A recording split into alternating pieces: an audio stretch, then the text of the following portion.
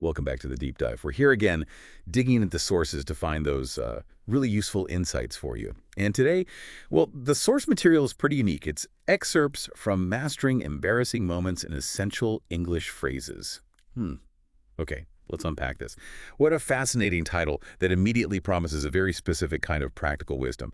But, we're going beyond just the promise. We're looking at what these excerpts actually offer you. It is fascinating, isn't it? Because the title, it just speaks right away to that common need, really. Mm. Navigating awkward situations with confidence. It brings up a big question, though.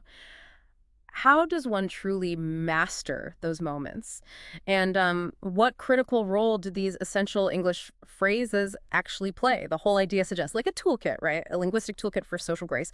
And the excerpts, they do deliver on that. That's right. Yeah, the title makes you think these moments aren't just things you have to, passively suffer through, but something you can actively master. It's less about avoiding them because, let's face it, they happen a littly, and more about having the right response ready. So yeah, let's dive into how the excerpts deliver. What's the first key insight or maybe an example phrase? Well, one thing that jumps out right away is the power of swift, solution-focused responses.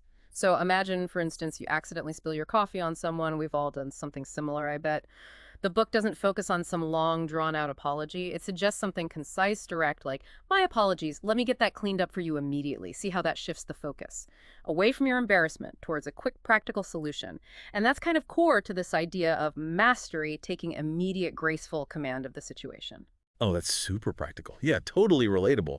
Those little blunders happen all the time. So it's less about stopping the awkwardness and more about like a poised, efficient recovery. Okay.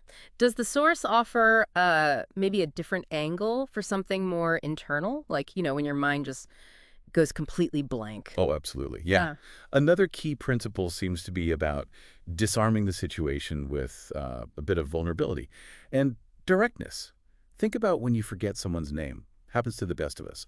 Instead of, panicking or trying to bluff your way through, the book suggests something really straightforward, like, please forgive me, my mind has gone blank for a second, could you remind me? Hmm. It shows you're taking accountability straight away.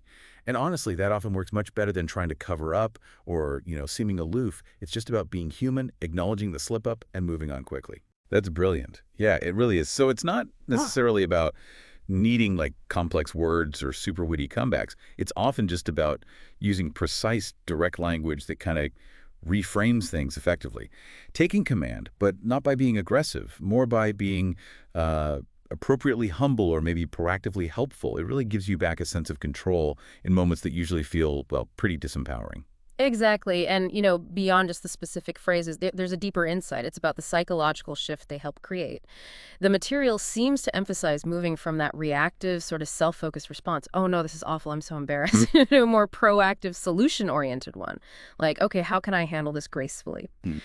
Using language strategically like this, it builds resilience, doesn't it? It turns that potential discomfort into a chance to show, well, poised competence. Right.